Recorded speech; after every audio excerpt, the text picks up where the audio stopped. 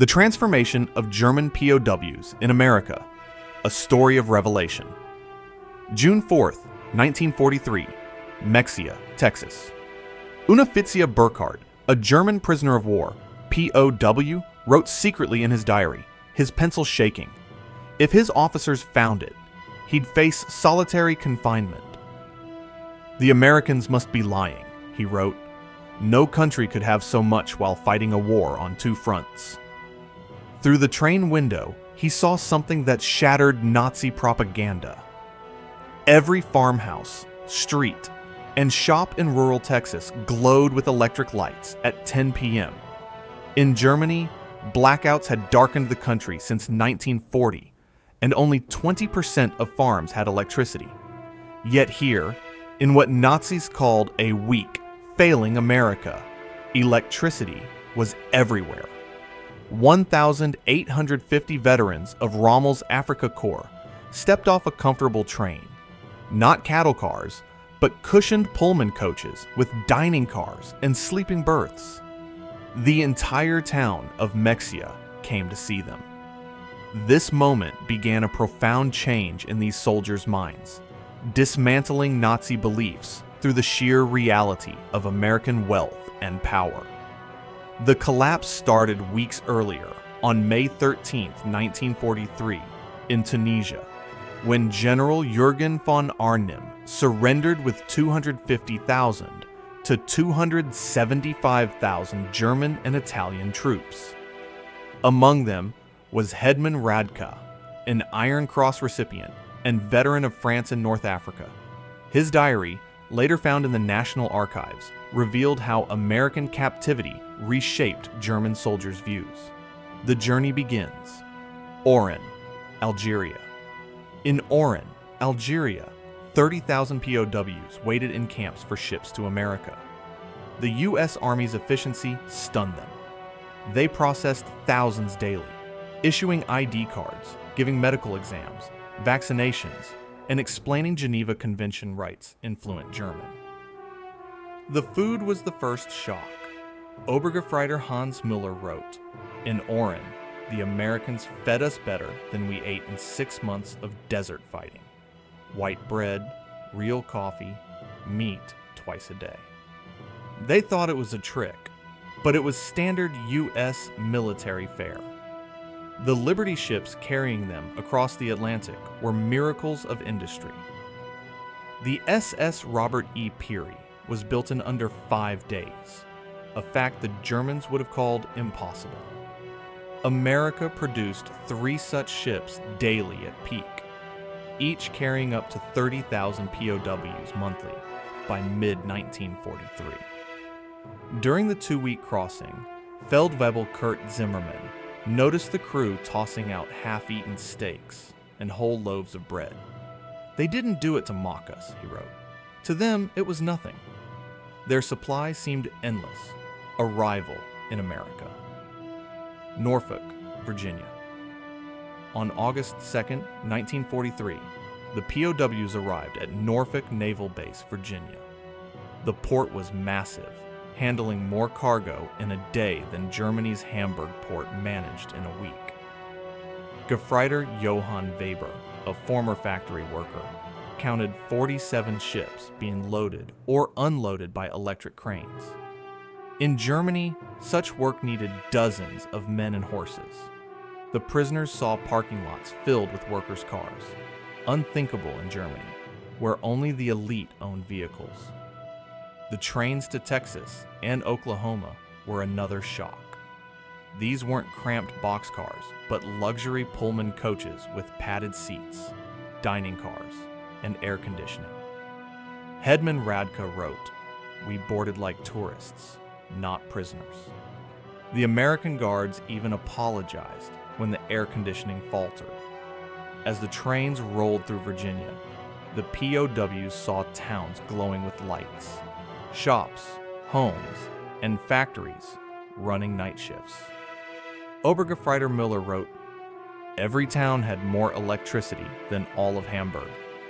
The guards said this was normal since the 1920s. I didn't believe them. The American Heartland, a new reality." The 3-day train journey shattered Nazi myths. In Roanoke, Virginia, railway workers loaded coal and water in 30 minutes, faster than Germany's 2-hour process, using automated systems. The workers wore expensive boots and smoked cigarettes carelessly, tossing half-finished ones away.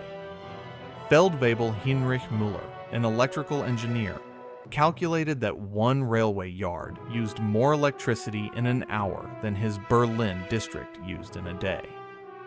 They left lights on in empty buildings, he wrote. It was the carelessness of endless resources. In Tennessee, the POWs saw the Alcoa aluminum plant consuming more power than Munich. Near Louisville, they passed Rubbertown, where 4 synthetic rubber plants produced 800,000 tons yearly. Germany managed only 120,000. Oberleutnant Erich Hoffmann, a chemist, realized these plants were more advanced than Germany's best. In Michigan, they glimpsed Ford's Willow Run plant, building a B-24 bomber every 63 minutes, with 42,000 workers. Luftwaffe pilot Hutman Verley saw 17 bombers under construction and wrote, "These weren't inferior planes. They were built faster than we could imagine." Crossing the Mississippi, the POWs saw grain elevators holding enough wheat to feed German cities for months. In Kansas City, stockyards processed thousands of cattle daily. Gefreiter Paul Fischer wrote, "They ate meat like we wished we could eat bread. A guard bought us 20 hamburgers for $1, like it was nothing." Life in the camps, comfort and care. At Camp Hearn, Texas, built in 4 months, 3,000 to 4,800 POWs lived in barracks with electric lights, flush toilets, and hot showers, better than many German homes. The hospital had X-ray machines and penicillin, a drug rare in Germany. Oberst Dr. Friedrich Bauer was stunned. They used penicillin on minor infections. German soldiers died for lack of basic drugs. The camp kitchen had refrigerators, electric mixers, and enough food to feed 5,000 men daily. Milk, eggs, meat, and vegetables in quantities unseen in Germany since 1939.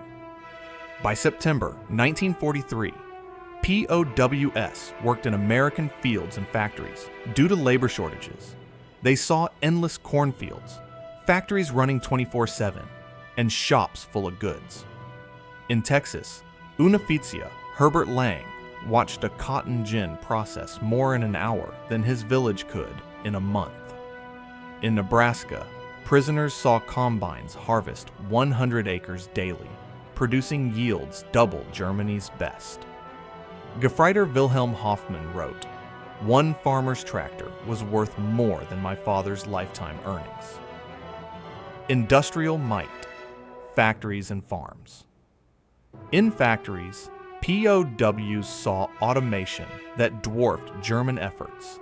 At a Campbell soup plant in New Jersey, a few workers processed more tomatoes daily than German factories handled in a month.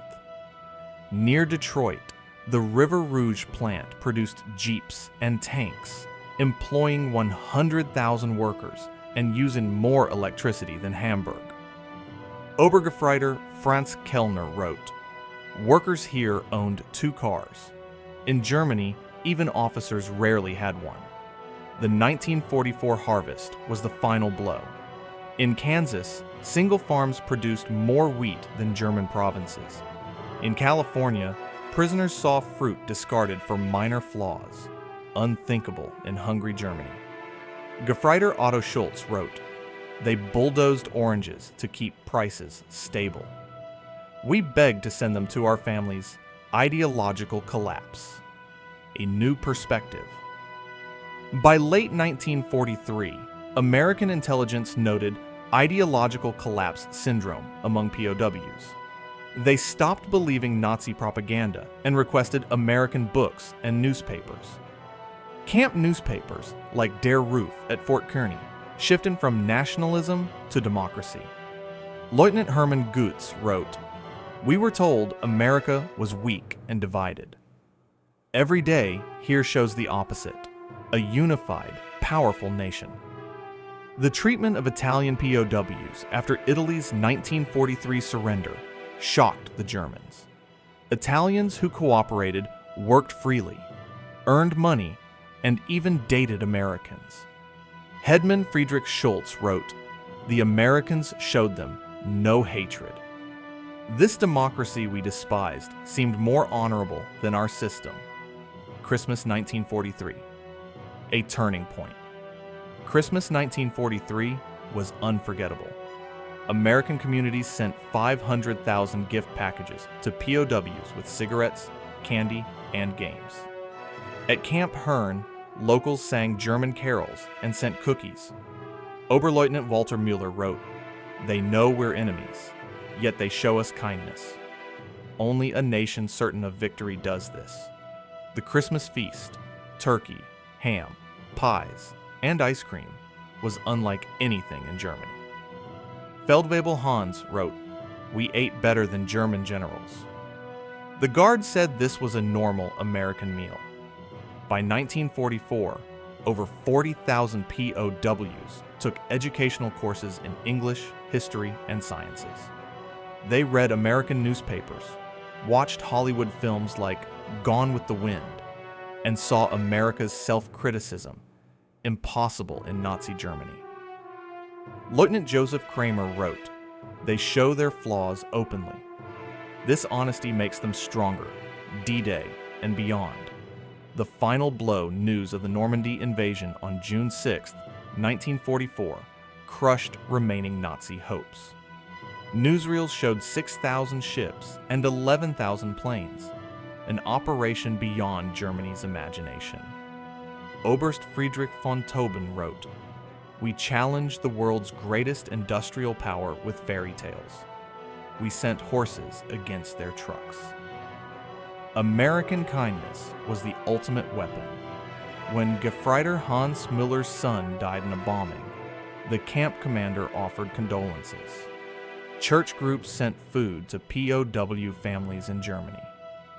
Dr. Friedrich Bauer noted, "They treated our mental health with therapy, not punishment. This showed true strength." Rebuilding minds for a new Germany. By March 1945, 25,000 POWs took democracy courses. They debated Germany's future and wrote about free markets. Oberst Hermann Göring, no relation to the Nazi leader, said in 1975, "We saw democracy work. Ordinary Americans lived better than German elites. We wanted that for Germany." When concentration camp footage reached the camps in 1945, POWs faced the truth of Nazi crimes. Headman Walter Schmidt wrote, "We thought we were warriors for a great cause. We were tools of criminals. The Americans showed us what civilization means." Returning home. Agents of change. From 1945 to 1946, 371,683 German POWs returned home, carrying lessons of democracy and industry. They learned vocational skills and about the Marshall Plan. Many rose to prominence in West Germany, like Hans Kroll, who became ambassador to the U.S., and Walter Hallstein, president of the European Commission. They applied American methods to rebuild Germany's economy.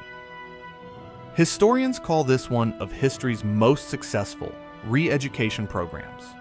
Without force, America's prosperity, full meals, electric lights, and dignity converted Nazis into Democrats.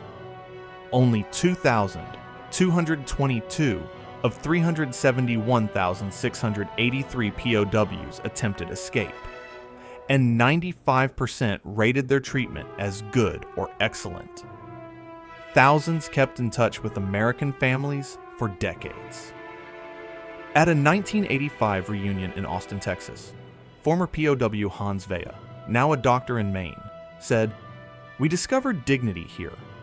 Oberst Hermann Goetz added, "We came as Nazis, believing in lies. We left as Democrats, knowing the truth. America's strength was its freedom and humanity." A lasting legacy. The POW's story is one of redemption. America's industrial might, producing 2,710 Liberty ships, 700 boats monthly, and bombers every 63 minutes, stunned them. But its humanity transformed them. They saw a society that created wealth through freedom, not conquest. The German economic miracle of the 1950s owed much to lessons learned in American camps. The POWs arrived expecting a weak America. They found an industrial giant with surprising kindness.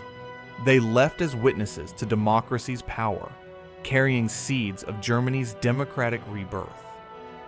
America's greatest victory was not military, but moral, proving that prosperity and humanity could turn enemies into friends.